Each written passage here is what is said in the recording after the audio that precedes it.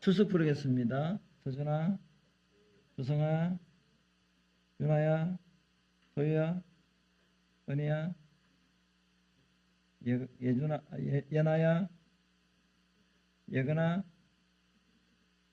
소아야. 대답이 제일 큰 친구가 누구? 대답이 제일 컸을까? 예, 선생님이 알아서 1 플러스 1에다가 2 플러스 1이 되든지 2가 되든지 알아서 공부하시면 좋겠습니다. 우리 앞에서랑 같이 인사하겠습니다. 예수님 부활하셨습니다.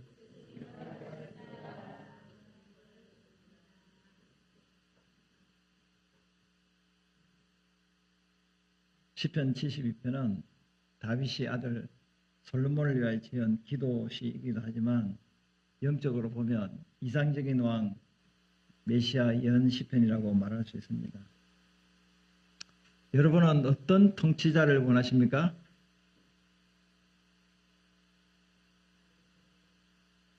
그 통치자의 여부에 따라서 우리의 삶과 어떤 관계가 있겠습니까?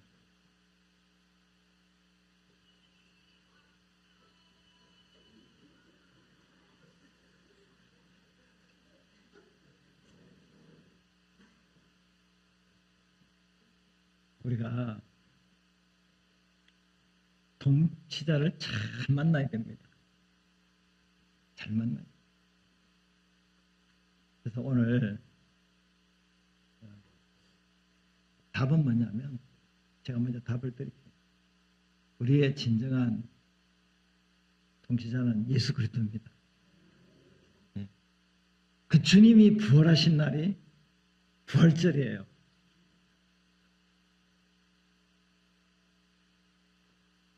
오늘 다윗은 이 시편 72편에서 그의 아들 솔로몬을 위해서 이렇게 기도를 합니다. 하나님이여 주의 판단력을 왕에게 주시고 내 아들 솔로몬에게 주시고 주의 공의를 왕의 아들 솔로몬에게 주소서. 왜 그럴까요? 그가 주의 백성을 공의로 재판하며 주의 가난한 자를 공의로 재판하리니 의로 말미암아 산들이 백성에게 평강을 주며 작은 산들도 그리하리로다. 4절같이 한번 읽겠습니다. 그가 가난한 백성의 억울함을 풀어주며 궁핍한 자의 자손을 구원하며 압박하는 자를 꺾으리로다. 그래서 하나님께서 이 솔로몬 왕에게 주의 판단력과 주의 공의를 주시면 5가지를 통치할 수 있다는 겁니다. 백성을 바르게 판단하고 가난한 자를 공정하게 다스리고 백성에게 번영을 주고 가난한 자, 궁핍한 자의 억울함을 풀어주고 그 자손을 돕고 억압하는 자를 벌할 수 있다라는 것입니다. 신명기 17장 18절 20절에 보면요. 이스라엘이 왕이 있기 전에 누가 왕이냐면 하나님이 왕이었어요. 근데 나중에 이제 그들이 왕을 원해서 인간왕 사울이 세워지고 다윗이 세워지고 솔로몬이 세워지고 그리고 쭉쭉쭉 이제 남녀 이 왕들이 세워지게 되는데 하나님께서 모세를 통하여 앞으로 왕의 제도가 세워질 걸 아시고 이렇게 미리 말씀하셨습니다. 왕의 보좌가 있으면 그 왕자 옆에 무엇을 두고 정치하라고 하셨을까요? 친구들 답을 맞추면 무조건 1 플러스 2 플러스 3 플러스 4 플러스 5 플러스 네 그렇게 됩니다. 한번 알아맞혀 보세요. 퀴즈입니다. 왕으로 시험받은 사람은 그 보좌에 앉아서 그 옆에 무엇을 보면서 정치 통치하라고 하셨을까요? 2자. 예, 답을 가리켰습니다. 바이블. 2자. 성경. 따라합시다. 따라하기만 해도 돼. 따라하기만 해도 답은 맞춘 거야. 뭐라고요? 성경. 한 친구가 안 한 것 같아. 한번 따라해도 답 맞춘 거야. 뭐예요? 성경. 더 크게 성경. 아이 잘했어요. 야 너무 잘했어요. 야. 그러면 대통령이 돼서 통치자가 되어서 왕이 되어서 나라를 다스릴 때 무엇을 보고 다스려야 된다는 거예요? 성경.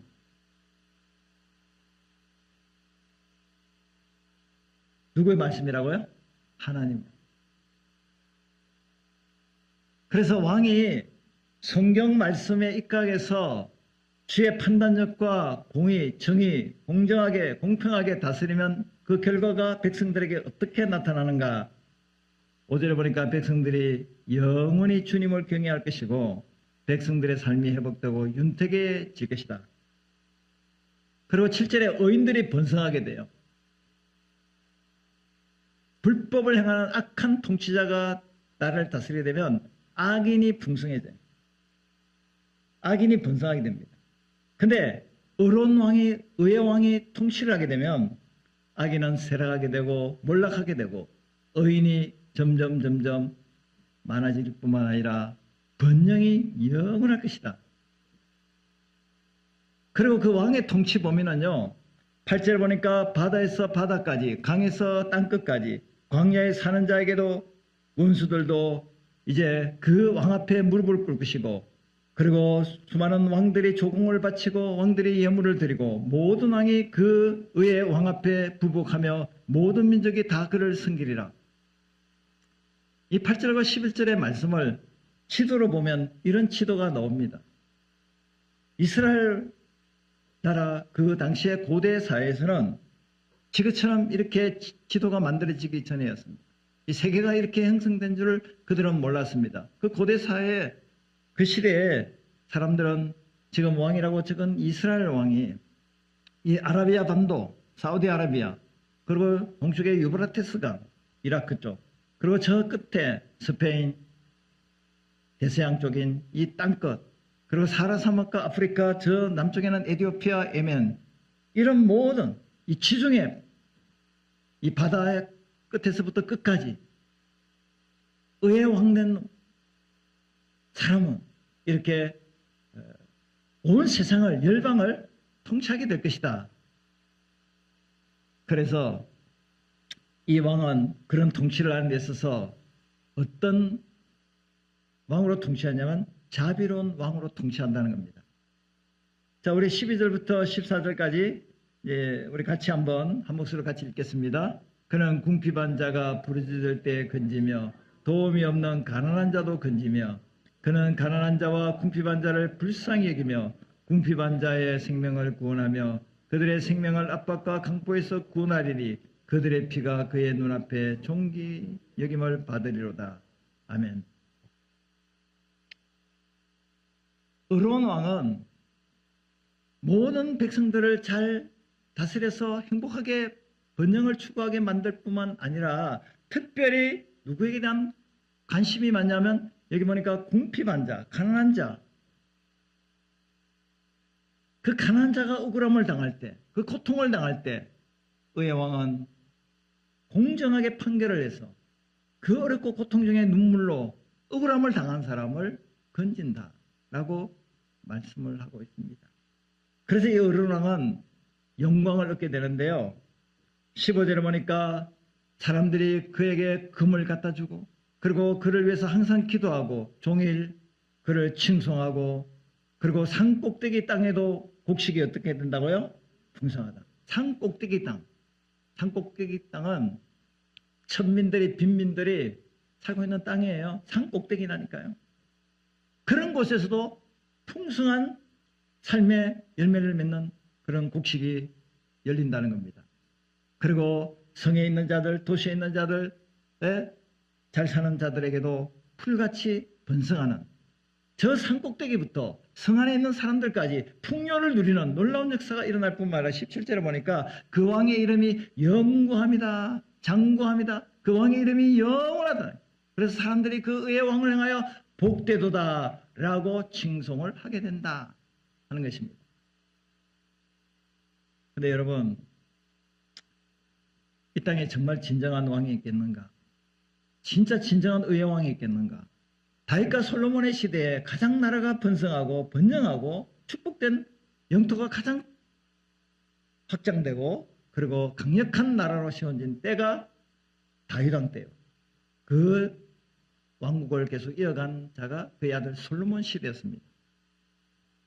그래서 다윗은 그거를 생각하고 다윗이 오늘 기도한 내용을 종합적으로 살펴보면 왕의 의로운 통치로 인해서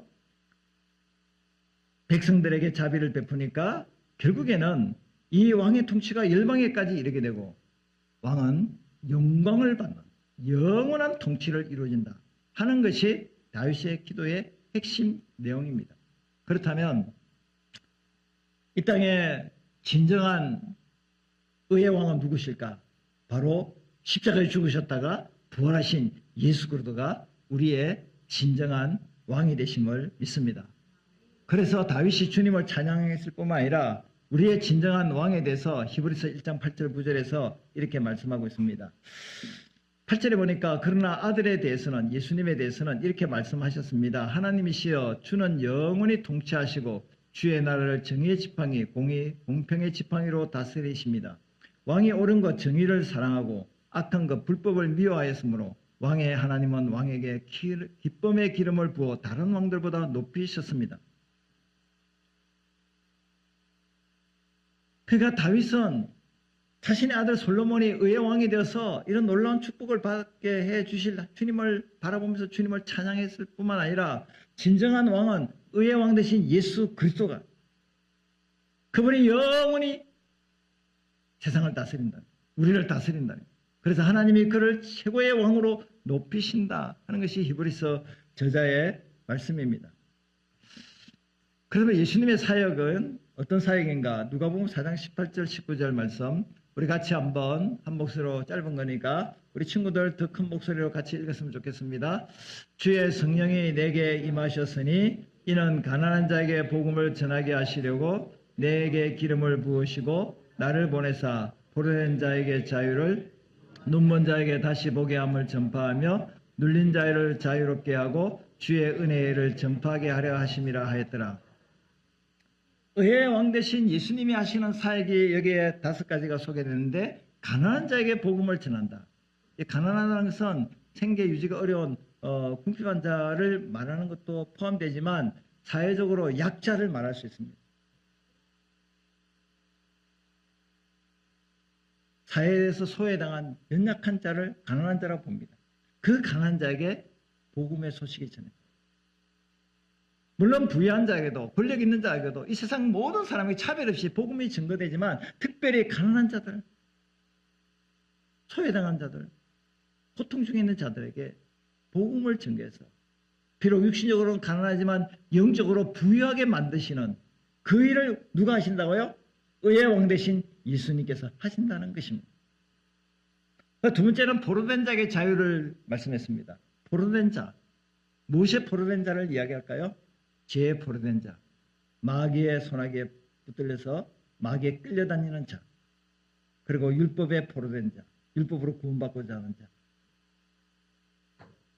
죄책감에 포로된 자. 친구들, 너희들을 사로잡고 있는 것이 뭘까? 무엇이 너희들을 사로잡아서 너희들을 포로로 삼아서 너희들을 노예로 삼아서 너희들을 고통에 빠뜨리고 있어? 뭐야? 공부야? 엄마 잔소리야?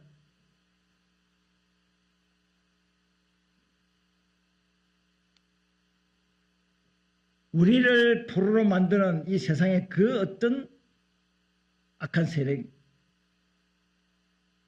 세력일지라도 주님은 그 포로에서 우리를 어떻게 한다고요? 자유케 합니다. 의의 왕 되시니까 포로가 됐다면 자유가 없잖아요. 자유가 아니면 죽음을 달라. 자유가 너무나 중요하잖아요. 그래서 마귀에 끌려다니고 죄에 끌려다니고 세상의 수많은 어둠의 세력에 끌려다니는 우리를 거기서 풀어주신 분이 누구라고요? 예수님이 우리를 풀어주셨다는 사실이에요. 세 번째는 눈먼 자예요. 눈먼 자. 예수님이 병든 자를 고쳐주셨죠. 귀신을 쫓아주셨죠. 그리고 소경의 눈을, 맹인의 눈을 뜨게 해주셨잖아요. 근데 이 눈먼 자를 다시 보게 한다는 말은 뭐냐면 영적인 눈을 열어준다는 거예요. 영적인 눈이 열려지기를 바랍니다. 설교를 들을 때요. 어떤 분은 드라마 이야기하면 잘 들어요. 그리고 영화 본 이야기도 잘 듣고요. 그리고 또 세상 이야기하면 잘 듣습니다. 그런데 예수님이 말씀하시기를 그때부터 눈꺼풀이 무거워지기 시작합니다. 그리고 성경 말씀을 읽읍시다. 드디어 이제 심대가 깔려지기 시작합니다. 그리고 코 고는 소리가 들려요. 제가 여기서 정치 이야기하고 영화 본 이야기하고 드라마 본 이야기하고 코믹하게 설교를 하면서 웃기면 하하 호호 하다가 이렇게 웃는 얼굴로 행복한 얼굴로 듣다가 성경을 같이 봅시다. 예수님께서 말씀하시기를 앞이 깜깜해지기 시작합니다. 안 들리기 시작합니다. 뭔 말인가? 영어는 알아듣겠는데 히브리어도 헬라어의 말도 알아듣겠는데 성경 말씀은 안 열립니다. 깨닫지 못합니다. 이러한 눈먼 자에게 눈을 열어서 볼 수 있게 하신다는 거예요. 누가? 예수님께서 뭘 통해요? 성령을 통해서. 할렐루야.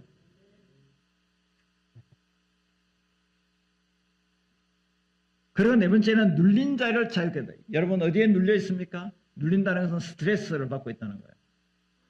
걱정, 근심, 염려, 두려움 이런 것 때문에 눌려 있습니다. 눌려 있으니까 평안이 없어요. 근데 우리 예수님께서 오신 것은 눌린 자를 자유롭게 하고 있어요.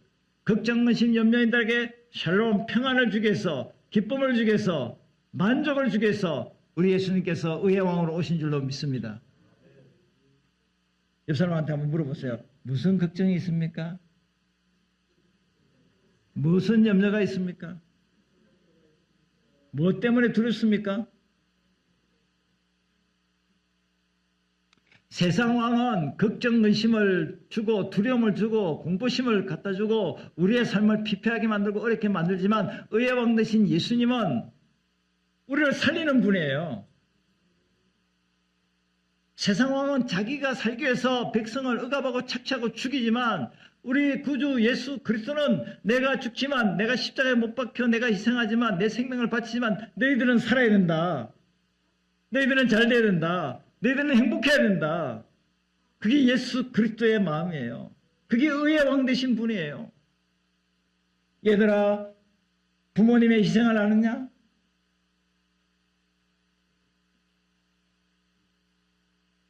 알아요? 몰라요?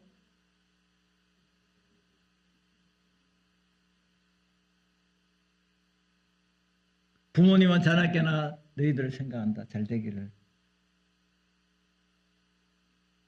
예수님께서 바로 너희들을 구원해서 예수 믿게 해서 너희들이 잘 되기를 원하는 것이 예수님 마음이요. 그리고 19절에 보니까 주의 은혜를 전파하게 하다. 은혜, 이것이 희년을 말하는데 7년 되면 안식년입니다. 7년에 7번 되면 77에 49년인데 50년째가 희년입니다. 이 희년의 때에 세 가지를 합니다. 무슨 일을 하냐면 이 가난한 사람이 이제 빚을 져가지고 전상할 수 없고 이 또 땅을 팔아서 갚아야 되겠다 생각하고 땅을 팝니다. 그럼 땅이 남의 주인이 남의 것으로 넘어가게 됩니다. 땅을 잃어버려요. 그러면 희년이 되면 땅을 돌려줘야 돼요. 잃어버렸던 땅을 다시 찾는 거예요. 땅은 물론 하나님의 것이니까 그렇지만 빚을 졌으니까 이 땅을 팔을 수밖에 없어요. 그래서 다시 도로 찾는 것이 희년이에요. 땅이 회복되는 거예요. 그리고 포로로 잡혀가면 이제 종살이 해야 되잖아요. 또 빚을 못 갚으면 또 종살이 노예 생활을 해야 됩니다. 근데 희년이 되면 포로에서 해방이 돼요. 노예가 종이 자유를 얻게 돼요. 그리고 빚을 많이 진 사람이라 할지라도 희년이 되면 다 탕감해져요. 이 희년이에요. 누가 그 희년을 선포한다고요? 예수 그리스도께서. 예수 믿는 자에게 희년을 선포하는 거예요. 그러니까 예수님 믿으면요, 어떤 우리를 억압하고 우리를 고통에 빠뜨리는 모든 문제에서 완전히 새가 세상에 갇혔다가 세상에서 나와서 저 높은 창공에서 날아가는 그 기쁨을 누리게 된다는 겁니다. 예수 나의 기쁨, 예수 나의 평안, 예수 나의 행복, 예수 나의 축복. 할렐루야. 이분이 우리가 믿는 의의 왕 되신 예수님이시라니까요. 그래서 예수님께서 우리의 죄값을 지불하기 위해서 십자가에 돌아가시고 3일 만에 부활하셨습니다. 그래서 요한복음 11장 25절 26절 같이 한번 이 성경 구절만 읽도록 하겠습니다. 예수께서 이르시되 나는 부활이요 생명이니 나를 믿는 자는 죽어도 살겠고 무릇 살아서 나를 믿는 자는 영원히 죽지 아니하리니. 할렐루야. 예수님은 뭐예요? 빨간 거. 친구야, 친구들. 예수님은 나는 뭐예요? 뭐뭐이요? 뭐뭐이니. 뭐라고 했어요? 예수님은 뭐예요? 부활이요? 생명이니. 1 플러스 1. 오케이? 대답만 잘해도 돼. 예, 노트에 필기 안 해도 돼. 대답만 잘하면 돼. 뭐만 잘하면 된다고? 답을 가르칠게. 대답. 뭐만 잘하면 된다고? 너무 잘했어요. 아, 진짜 잘했어요. 예, 대답을 잘해야 돼. 대답.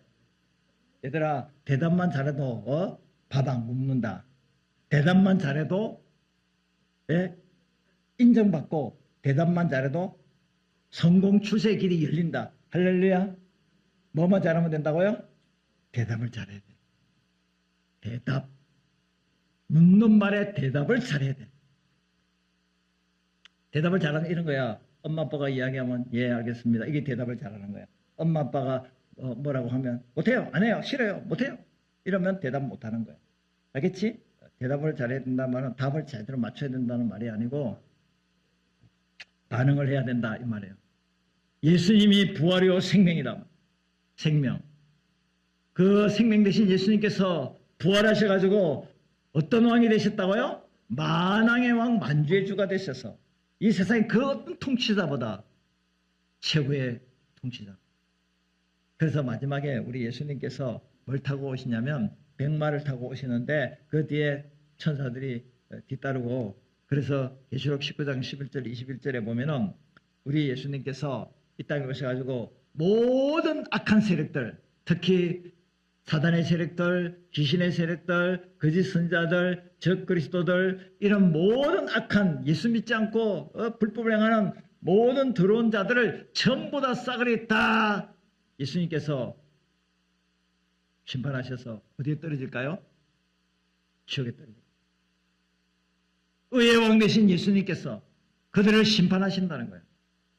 그러면 우리 예수 믿는 자에게는 어떤 축복의 역사가 일어나게 되는가? 계시록 7장 14절 17절 한 절씩 교독하도록 하겠습니다. 제가 14절 읽겠습니다. 내가 말하기를 내 주여 당신이 아시나이다 하니 그가 나에게 이르되 이는 큰 환란에서 나오는 자들인데 어린 양의 피에 그 옷을 씻어 희게 하였느니라.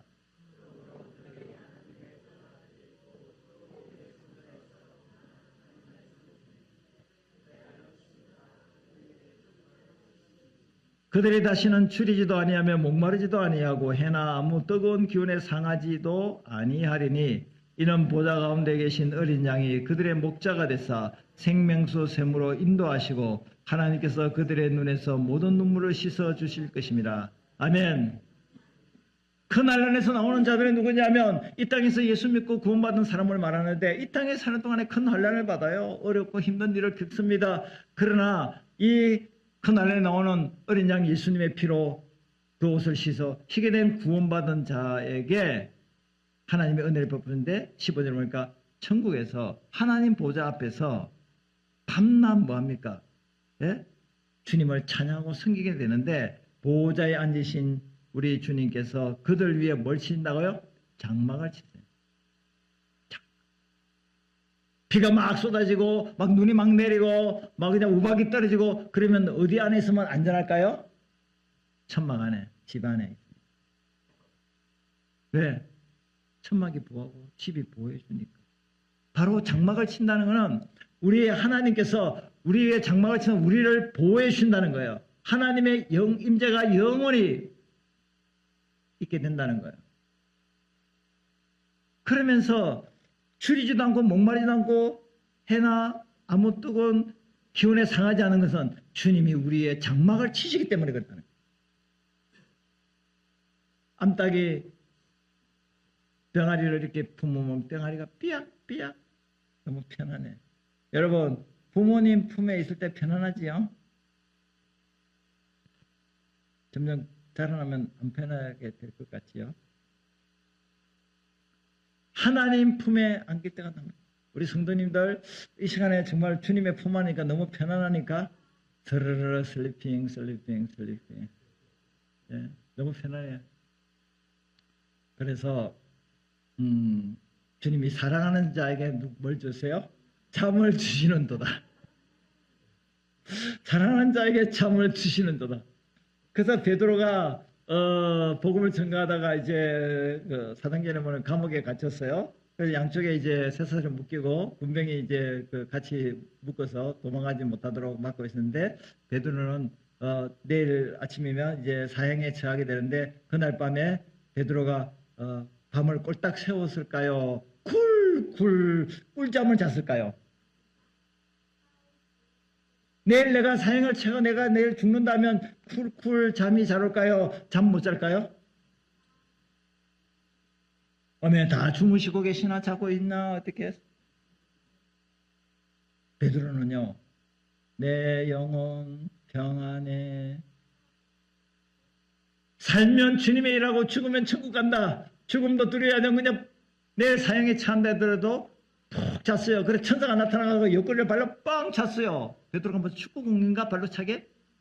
그래 베드로가 벌떡 일어났어요. 이 생신가? 꿈인가? 얼마나 깊이 잠만 잤으면 꿈인지 생신지 분간을 못했을까요?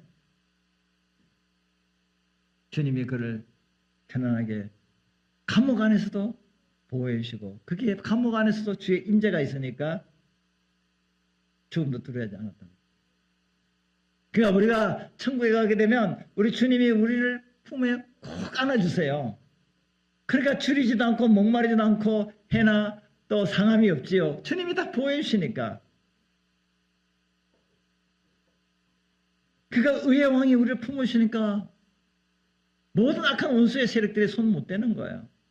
그리고 17절에 특별히 보니까 보좌 가운데 계신 어린 양 예수님이 그들의 예수 믿고 구원받은 자들의 목자가 돼서 어디로 인도하신다고요? 생명수 샘으로 인도하시고 하나님께서 그들의 눈에서 뭘 씻어줘요? 모든 눈물을 씻어준다. 생명수 샘. 그 물을 마시면 영생하는 샘이에요. 그 물을 마시면 모든 치유가 가능한 이 생명수 샘을 주시고 눈물을 씻어준다. 이 땅의 세상의 통치자들은 생명의 샘이 되지 못합니다. 이 땅의 모든 통치자들은 우리에게 도리어 눈물을 흘리게 만드는 통치자입니다. 하지만 우리 의의 왕 되신 예수님은 우리에게 영원한 생명을 주시는 물을 주시고 치료의 물을 주시고 우리의 눈에 눈물을 씻어주시는 분이에요. 지금 여러분들의 눈에 눈물이 있습니까? 고통이 있어요? 눈물의 고통. 기쁨의 눈물이 아니고 슬픔의 눈물이요. 고통의 눈물이요.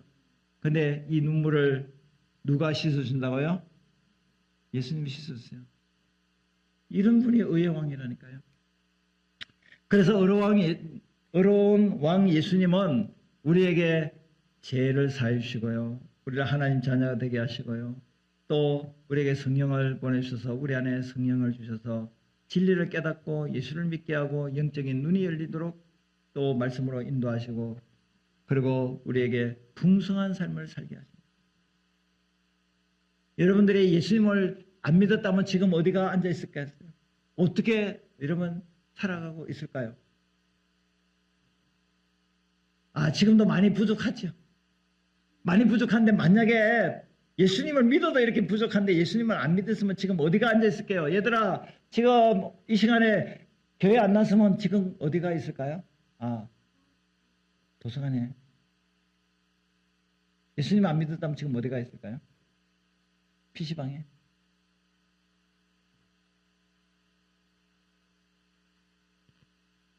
그나마 그래도 예수님을 믿었기 때문에 우리가 풍성한 삶을 살 수 있겠다는 거예요.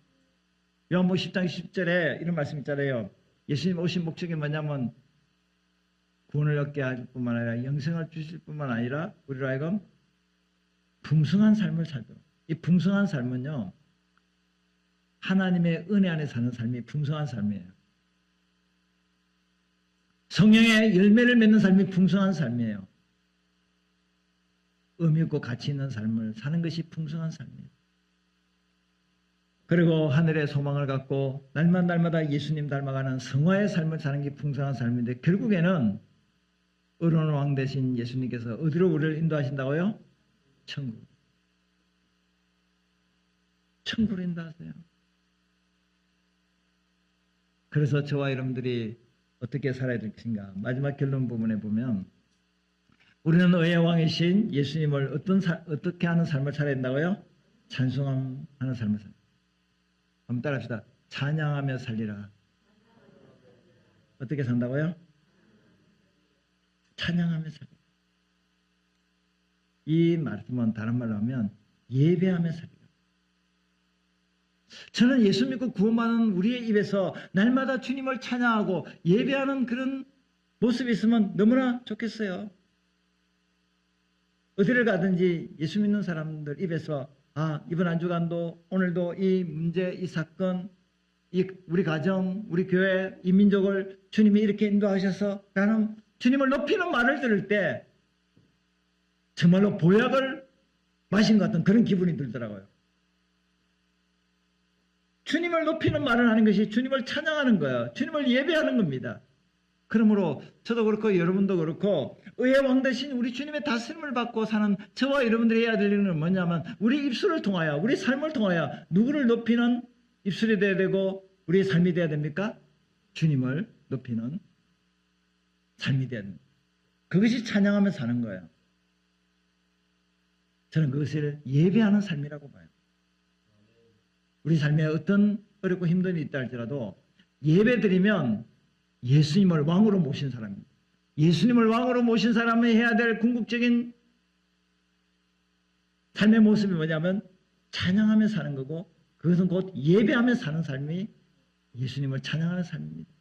그러므로 예배에 집중할 수 있는 어떤 일이 있더라도 예배를 소홀히 하지 않는 우리 모두가 되어야 할 줄로 믿습니다. 마지막 성경 구절을 보고 마치겠습니다. 계시록 5장 12절 13절을 보면 내가 또 보고 들으며 사도 요한이 보고 들으며 보좌와 생물들과 장로들이 둘러선 많은 천사의 음성이 있는데 그 천사의 음성이 만만이요 천천이라 큰 음성으로 이렇게 외치기를 죽임을 당하신 어린 양 예수님은 능력과 부와 지혜와 힘과 존귀와 영광과 찬송을 받으시기에 합당하도다 하더라. 내가 또 들으니까 하늘 위와 땅 위와 땅 아래 바다 위에와 또 그 가운데 모든 피조물이 찬양하며 이르기를 보좌에 앉으신 성부 하나님과 어린 양 예수님에게 찬송과 존귀와 영광과 근능을 세세토록 영원히 돌릴지어다 하니 보좌 앞에 있는 네 생물 천사의 그 우두머리들이 이르되 아멘. 그리고 구약에 구원받은 12장로와 또 신약에 구원받은 12장로 대표자인 이 24장로들이 엎드려서 주님을 경배하더라. 결국에는 천상에는 구원받은 모든 백성들이 천사들과 더불어서 피조물과 더불어 주님을 찬양하는 영원히 주님을 찬양하는 이 아름다운 모습이 천상의 모습입니다. 그러므로 결론적으로 우리는 이 땅에 의로운 통치자 왕은 없다 할지라도 진정 우리의 의의 통치자는 예수 그리스도 그분이 우리의 삶의 왕이 돼서 다스리기만 한다면 우리의 가정에서도 찬양이 끊어지지 않고 우리 교회와 이민족에도 찬양이 끊어지지 않은 천국 같은 그런 아름다운 이 나라 민족과 가정과 교회가 될 줄로 믿습니다.